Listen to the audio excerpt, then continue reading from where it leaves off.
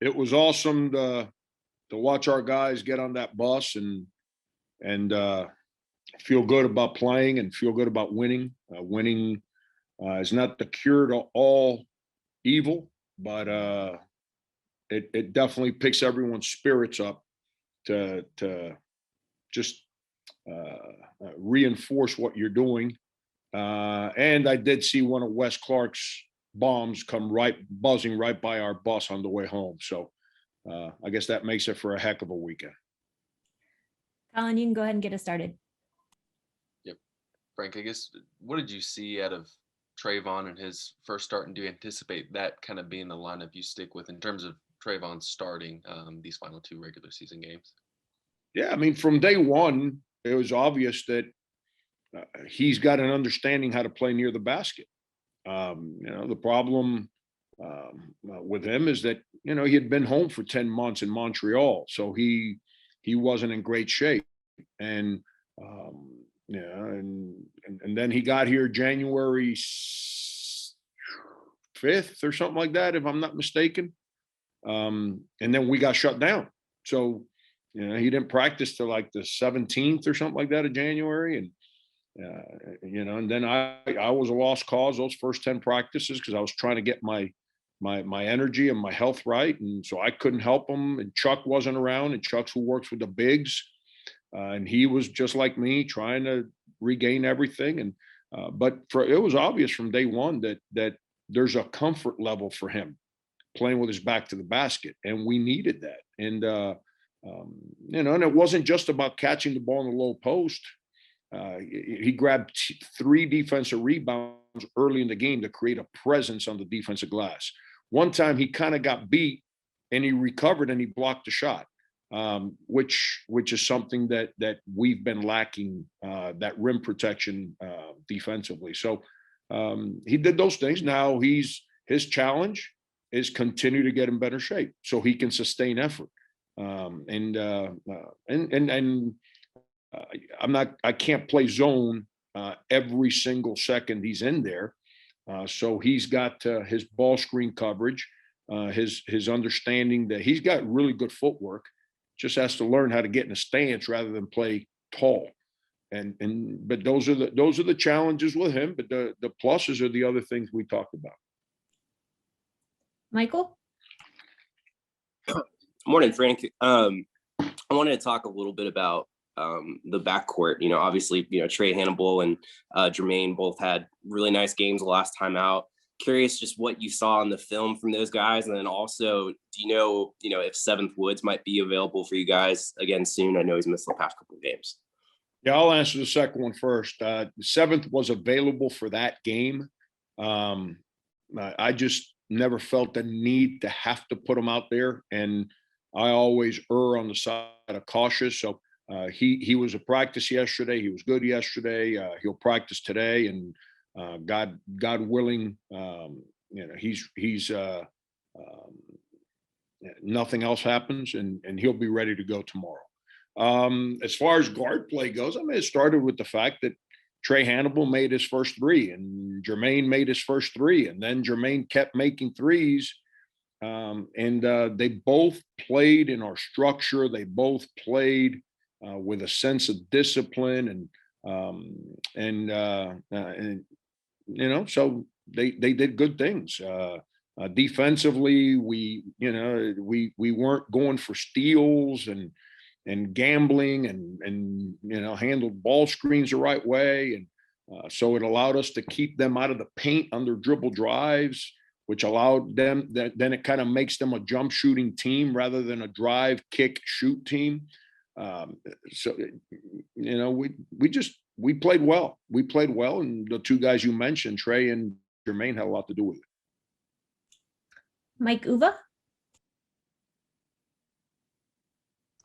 Hey, Frank, I know after the game you mentioned about Jermaine and, obviously just the way he played, but, just as a coach, this season obviously has been challenged, not just for you, but for the team as a whole. What can a guy like that, in terms of just his attitude, coming off the bench, not pouting, and then being able to go out there doing what he did, what can that send a message to for the younger guys moving forward? what was awesome is that, he has been since kind of early December last year, second week of December or so. He became the voice on our sideline in the locker room. He became the strength on game day. And he was great at it last year. And, he had a pretty good ally in a guy named Mike Kotsar, who's a 4-year senior. Well, this year he's kind of riding that horse by himself. And because of everything we've been through, we weren't able to figure out who else was going to kind of follow his lead from that standpoint. And then we reconvene, and his ball just hasn't gone in the basket. And so he kind of got into his feelings, that's the term I use internally with players. You can't play in your feelings. You got to get in our feelings. And he kind of got in his feelings, and the more he got in his feelings, the worse he played. Well, what happens is we all need a pick-me-up. That's the beautiful thing in team sports is that sometimes you don't play well. Sometimes you are in your feelings. And that one teammate kind of grabs you, put his arms around you and said, take a deep breath. I got you today. And we hadn't really had that from an emotional standpoint. Keyshawn started doing that about 2 weeks ago. Well, it just happens that's when Jermaine got hurt. And I think Keyshawn's voice, energy, positivity, his willingness to speak and then go out there and have the courage to go play, and play in our structure, not be a hero and do his own things, I think has allowed Jermaine to take a deep breath. And I think it's no surprise that he played well, because, Key decided to take that moment and allow him to kind of recompose himself, for, lack of better describing it. Next up is Bob. Hey, Coach, how you doing today? Hope you're doing well. Thanks, Bob. Great to see you. Good to see you too. I know you've been through a lot. Hey, it was almost a year ago. You guys were supposed to play Arkansas in Nashville, and then everything changed real quick. Just wonder what you remember about that day, and maybe just, I don't know if it's easy to sum it up, but just kind of everything that everybody's been through since then. You in particular, having this twice and fighting it off, and just kind of your thoughts about finally getting to play Arkansas. Yeah, it's I remember sitting in that arena watching Arkansas. I believe they were playing Vanderbilt, if I remember correctly. And news came out about Rudy Gobert. And while I was watching that game, I was like, that's not good. And went to bed that night and met with the team. And if you remember the game we played earlier in the year in Fayetteville, it was an unbelievable game. And it was a heck of a game. And so I expected it to be very similar because of the way both teams played and the matchup between the teams. I thought we were very similar. Joe, AJ Lawson, Cousinard. Oh my God, I'm having a mental block. The guard that scored all the points for them last year. Mason Jones. Mason Jones. Holy cow. So it very similar as far as the makeup of our team and theirs. And I thought that's why the game was so good the first time. And it was going to be an unbelievable opportunity for us because Bob, we were a postseason team last year. It was just a question of where. And that would have been an unbelievable opportunity for us to neutral site win against a team like Arkansas to solidify our resume and improve our numbers. And so it was going to be a great game. Now you fast forward a year later and, they've got basically a completely different team. And we've got the same group of guys, yet they've been able to handle this crazy year better than us. I don't know if and when they were impacted with the whole COVID, and maybe they haven't. And if they haven't, God bless them. They don't need to go through it. But the fact is that they've been able to remain constant. And if you remember early in the year, they were trying to discover who they were as a team. And then they dealt with the injury to Justin Smith, and now he's back. And they are solidified in who they are as a team right now. We never got the opportunity to go through that journey that we all go through early in the year. And we've been trying to figure that out playing in league play, and it's made it really difficult for us. But with all that said, our guys are, we obviously are missing our best big in Alonzo Frank, but our guys are healthy. We're in good spirits. We've tried real hard, which is hard to do in sports, to ignore the scores of the game, because we've tried to make this more about our journey in a crazy time, and utilize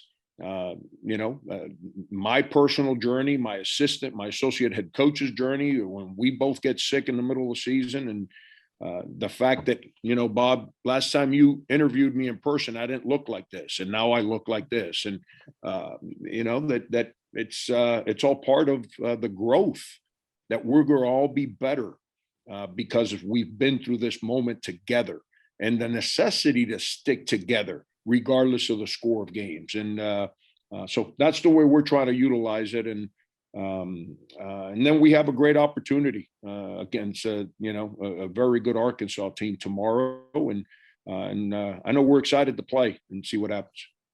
Yeah, Eric said back in November he didn't think they'd have to postpone any games because all their guys had it in the summer.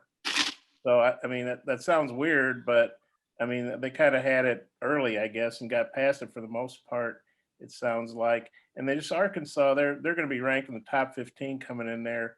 I guess I'm not breaking any embargo. They're 12th in the AP poll that's going to come out here in a couple minutes. Just what are your thoughts about that? And they're on this 9 straight SEC winning streak, longest since '94 when they won the NCAA championship. Just what do you think about how they've been playing of late and how dangerous they are? Yeah, they're really good. I mean, he's got really good players, and he's obviously done a great job. And that stability that we were both talking about, the fact that they have not been disrupted, I think has allowed them to become that. Baylor returns their whole team. They're real good. They went through a 20-day stoppage. They haven't played real well since they got back.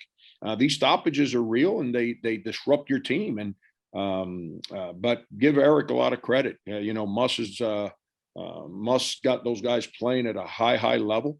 I don't care what league you're in. When you win 9 consecutive league games, your team is real. And give him credit, because having a bunch of new players this year and being able to play this well this late in the year, I'm not excited that I got to play against them, but as a coach, a person that tries to do this for a living, what they're doing is pretty special.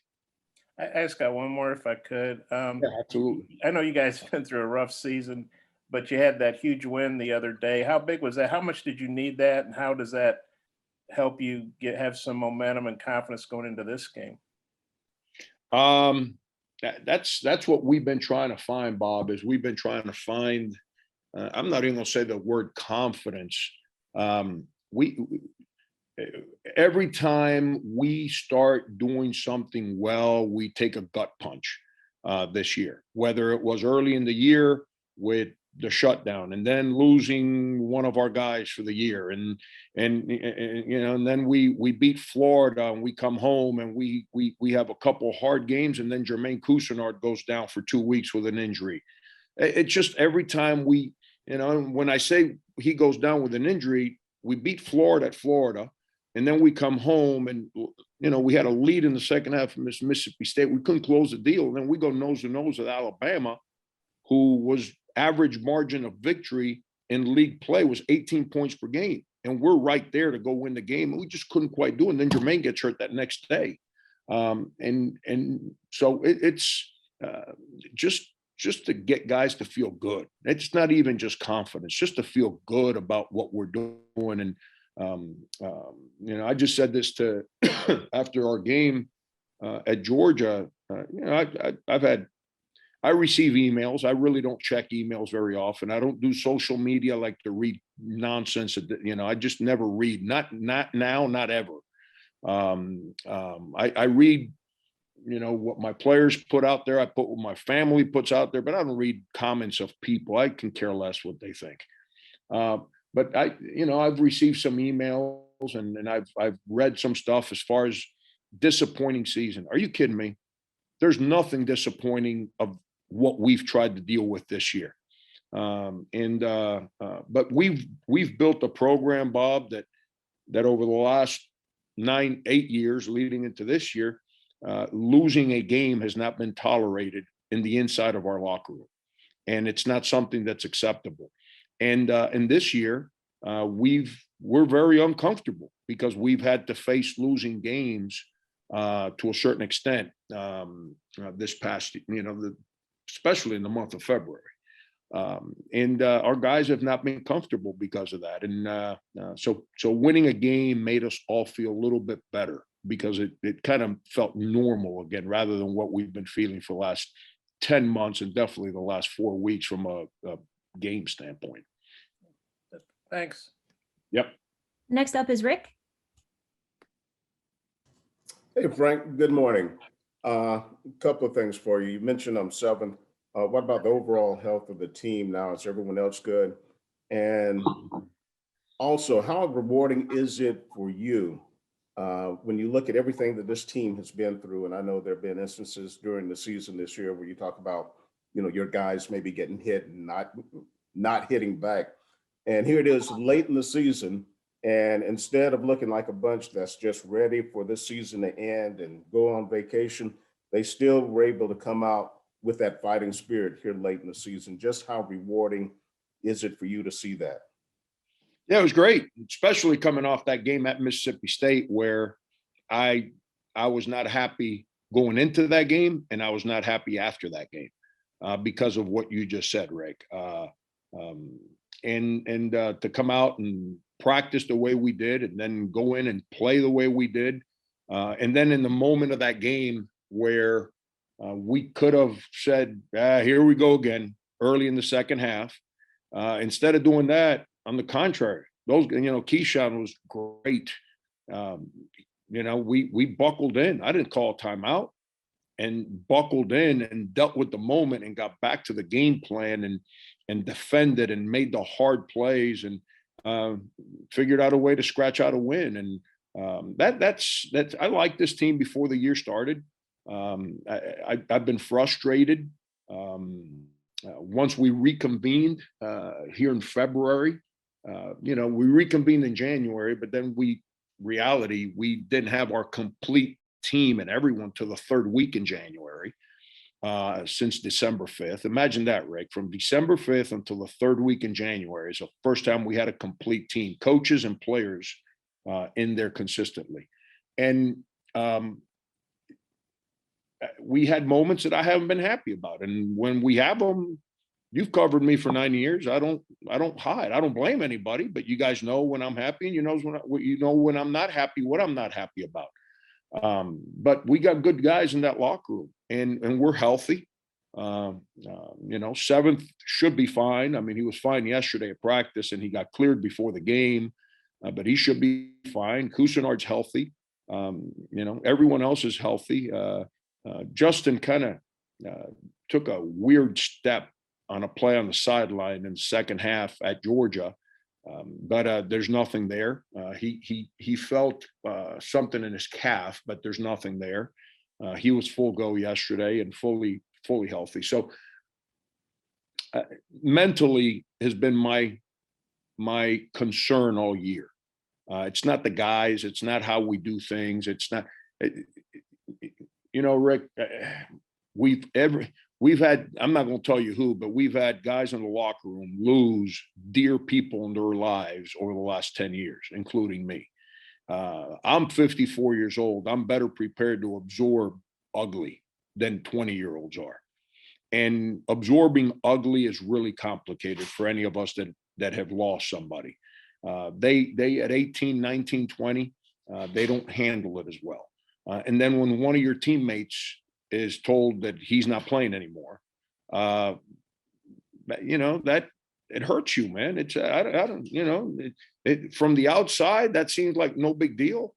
When you're one of the ones that's getting tested to see if you can play, and one of your guys is not playing anymore, it makes you think like, why am I doing this? So it's a complicated thing. But I'm real proud of the guys. I really am, and I appreciate you understanding that the journey that this team's been on this year has been different. It's like I've said all year. This is a different year, and we're trying to treat this like a regular year, and in reality, is we're trying to stick a square peg in a round hole. And that doesn't work sometimes, and actually that never works, but we're trying to make it work this year. But our guys' spirits are good. My spirits are good. I haven't felt this good in a long time. So it's I know we're excited for practice today.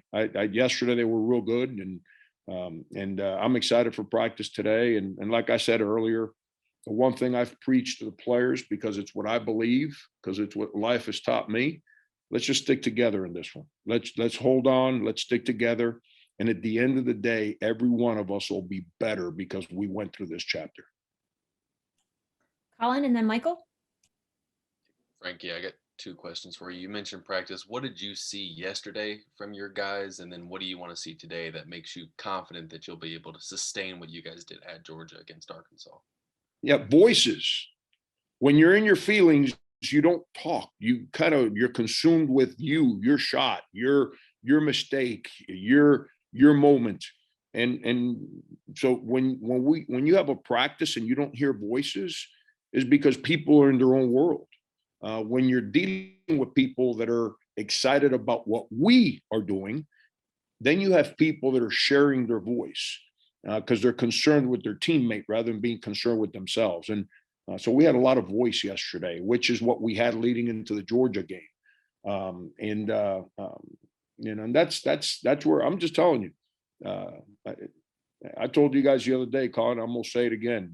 You guys that are asking me questions, you guys judge me on wins and losses. I've never judged myself on wins and losses. And the day I need to quit. I judge myself on people.